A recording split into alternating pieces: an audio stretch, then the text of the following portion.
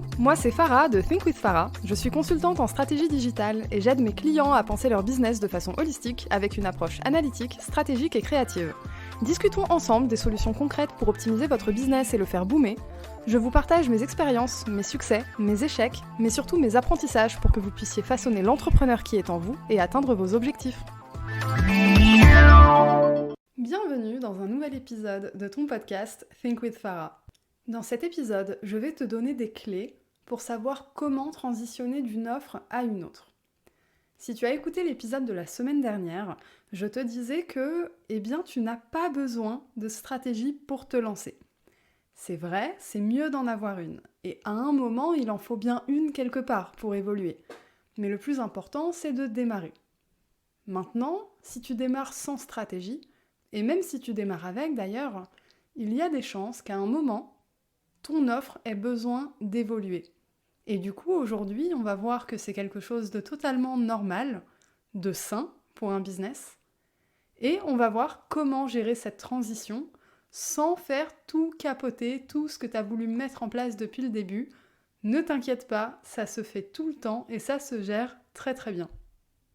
Alors déjà, le premier point pour transitionner correctement d'une offre à une autre, c'est de faire la paix avec cette idée du changement. Tout business évolue et c'est quelque chose de totalement normal. Il y a plusieurs choses qui peuvent changer dans ton business.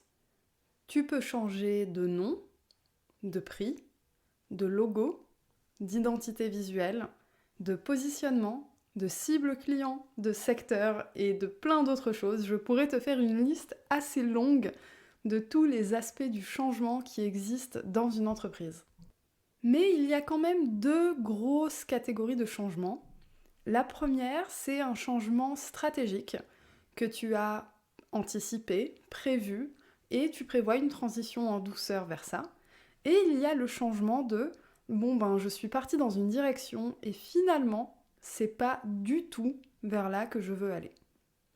Aujourd'hui, je vais te parler un petit peu des deux façons, mais surtout de la deuxième quand même. Revenons à ce que je te disais la semaine dernière. La semaine dernière, je t'ai dit que tu n'avais pas forcément besoin d'une stratégie pour te lancer, que l'essentiel c'était de faire quelque chose et que ton offre allait se dessiner petit à petit avec ce que tu allais montrer. Ton talent, tes envies, tes ambitions. Il y a une partie loi de l'attraction dedans aussi, en fait, comme tu es en action, tu manifestes déjà quelque chose et forcément, tu vas avoir un retour et une offre va se dessiner. Donc ça, c'est la première chose. Maintenant, admettons que tu pars dans une direction et puis finalement, tu te rends compte que tu as identifié un besoin que tu n'avais pas identifié au départ, ou une opportunité que tu n'avais pas identifiée au départ, ou carrément que tu aies découvert un nouveau métier, un nouveau secteur d'activité, quelque chose qui fasse que tu aies besoin de faire un gros changement. Quand on est dans cette situation, qu'est-ce qu'on fait ? Ton premier outil, c'est ton contenu. Qui dit transition dit besoin d'éducation. Tu as besoin d'éduquer petit à petit tes clients, tes prospects, ton audience. Il faut que toi, tu saches est-ce que tes anciens clients peuvent le rester par rapport à ton changement d'offre. Est-ce qu'il y a une transition réelle qui est possible d'un point de vue commercial ou est-ce que tu as besoin d'aller conquérir de nouveaux clients, de nouveaux prospects ? Ça, c'est à toi de savoir par rapport à la transition que tu gères. Et si jamais tu as besoin d'aide pour une offre un peu plus personnalisée, je travaille en ce moment à un programme d'accompagnement en ce sens. Donc si tu as des besoins spécifiques, n'hésite pas à venir m'envoyer un message sur Instagram, me parler de tes besoins, de ce qui t'aiderait pour booster ton business. Ça m'aidera beaucoup pour la suite. Mais bon, pour le moment, imaginons que tu n'aies pas besoin de redémarrer ton business à zéro et que tu puisses gérer ta transition en gardant plus ou moins la même base d'audience, de prospects, de clients. Je t'ai dit, ton premier outil, c'est ton contenu. Et grâce à ton contenu, tu vas pouvoir faire une transition en douceur. Alors, comment on utilise son contenu pour ça ? Déjà, tu as différents types de contenu. Tu as ton contenu sur tes réseaux sociaux, mais tu as aussi ton contenu sur ton blog, si tu en as un. Si tu n'en as pas, je t'invite grandement à avoir un blog d'entreprise. En gros, c'est un blog sur ton site professionnel. Et si tu hésites à avoir un blog, dans l'épisode 16, je te donne 4 raisons d'avoir un blog d'entreprise. Je te recommande grandement d'écouter cet épisode. Oui, c'est ma casquette de expert SEO qui parle, mais fais-le, ça va vraiment t'aider.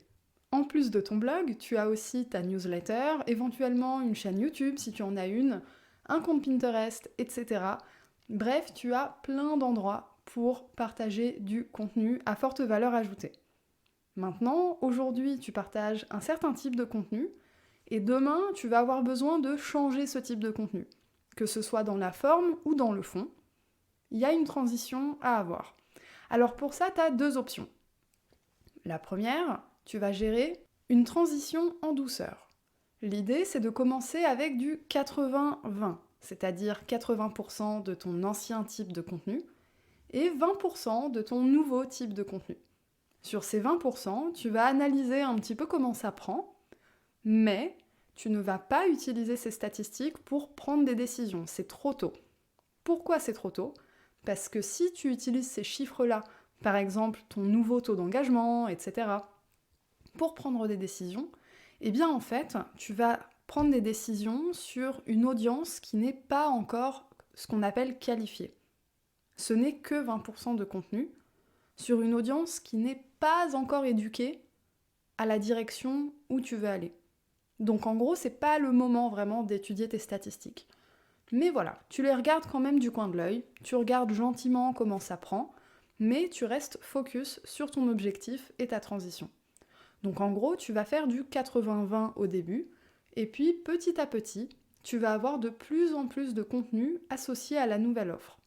Ça, c'est une transition qui est possible quand tu as un changement, par exemple, de prix, de positionnement, que tu vas passer peut-être d'entrée de gamme à du un peu plus haut de gamme, ou d'un type de client à un autre, ou d'accompagnement privé à un accompagnement de groupe, etc. C'est une transition relativement légère. La deuxième option, c'est de faire une transition radicale. C'est pas, enfin, je sais pas si on peut appeler ça une transition du coup. Tu passes d'une version A à une version B. Là, ce que tu peux faire, c'est annoncer cette transition en avance, puis faire un changement radical. Moi, c'est ce que j'ai fait avec Think with Farah, par exemple. Sur Instagram, j'avais annoncé une semaine avant mon rebranding avec le nouveau type de contenu qui allait arriver sur mon compte. Je n'ai, je crois, plus posté pendant la semaine. Et ensuite, bim, story, un post qui annonce le rebranding, et puis c'était parti. Et j'ai enlevé tout mon ancien contenu, etc. J'ai laissé vraiment quelques photos sur mon Instagram, mais c'est tout. Et du coup, moi, dans mes statistiques, j'ai vu au début une baisse de l'engagement. C'est normal, parce que j'ai converti un compte perso en compte pro. Et puis ensuite, ça s'est stabilisé et ça remonte à des niveaux normaux. Donc là, on en arrive à un autre aspect de la gestion de la transition, c'est qu'il faut accepter que tu auras de la perte au début. C'est quelque chose de normal. Tu auras éventuellement une perte de chiffre d'affaires, une perte d'engagement si tu regardes tes stats sur les réseaux sociaux, une perte d'abonnés, etc. Mais ce n'est que momentané. C'est pour ça que tout à l'heure, quand je parlais du contenu et du rapport 80-20, je te disais de ne pas trop tenir compte des statistiques sur ces fameux 20%, parce que ce n'est pas du tout révélateur des décisions que tu prends. C'est pas révélateur, pourquoi ? Parce qu'en fait, ta nouvelle cible, les nouvelles personnes que tu veux atteindre, ne te connaissent pas encore. Donc c'est un petit peu trop tôt pour prendre des décisions comme ça. Et si tu as une baisse de chiffre d'affaires ou d'engagement, eh bien pareil, c'est un petit peu trop tôt pour paniquer. C'est un peu comme si tu faisais du trampoline en fait. Tu sautes pour prendre de l'élan, mais sauter, ça veut dire s'enfoncer en fait. Donc tu vas t'enfoncer dans une baisse pas très confortable au début. Et là, à ce moment-là, par contre, avoir une stratégie, c'est très important. Parce que si tu n'en as pas, tu vas observer des baisses dans tes statistiques, dans tes chiffres, mais tu ne vas pas les comprendre et tu ne vas pas savoir que, voilà, parce que tu mets en place telle action, puis telle action, puis telle action, et bien après, ça va remonter et ton business va suivre une courbe de croissance totalement naturelle. Ça, pour le coup, autant pour se lancer au début, on n'a pas forcément besoin de stratégie, mais pour changer d'offre, c'est primordial. Parce que changer d'offre, c'est normal, c'est l'évolution d'un business. Changer de branding aussi, ça fait partie de l'évolution d'un business. Mais changer tous les 4 matins, là, l'image que tu renvoies, elle n'est pas forcément remplie de confiance, on va dire. On n'a pas forcément envie de faire confiance à quelqu'un qui montre quelque chose, puis autre chose, et il n'y a aucun fil conducteur entre tout ça. Ton audience, elle a besoin d'être transportée. Elle a besoin d'être amenée d'un point A à un point B, et tu décides quel chemin tu lui fais prendre. Si tu maintiens les rênes, le contrôle sur les rênes comme ça, eh bien, tu peux transitionner d'une offre à une autre, en réalité, autant de fois que tu veux. Il faut simplement que ce soit logique, que tu y aies mis du sens, et simplement que tu aies mis en place une stratégie bien pensée par rapport aux attentes de tes prospects et de tes clients, et par rapport à ce que toi, tu as envie d'accomplir. Voilà, on arrive à la fin de cet épisode. Si mon travail t'est utile et que tu apprécies mon podcast, si tu as un iPhone, je t'invite à me mettre 5 étoiles sur Apple Podcast et d'écrire un gentil commentaire sur mon podcast. Et si jamais tu n'as pas d'iPhone, eh bien tu peux m'aider en partageant mes épisodes à tes amis et en le partageant sur les réseaux sociaux. Tu peux évidemment me taguer sur Instagram @thinkwithfarah et bien entendu m'écrire. Comme d'habitude, en tout cas, j'ai adoré enregistrer cet épisode. J'aime beaucoup parler de tout ce qui est loi de l'attraction, spiritualité, etc. Mais j'aime aussi énormément parler de plein de choses qu'on met en place dans son business, dans quelque chose de réel. C'est des épisodes où je peux vraiment vous partager mon expérience et je vous parle un petit peu de ce que je parle à mes apprenants, parce que si vous ne le savez pas encore, eh bien je suis consultante, mais aussi enseignante. Donc voilà, c'est un moment pour moi de partager tout ça et ça me fait super plaisir. Je vois que le podcast est de plus en plus écouté et ça me booste à fond.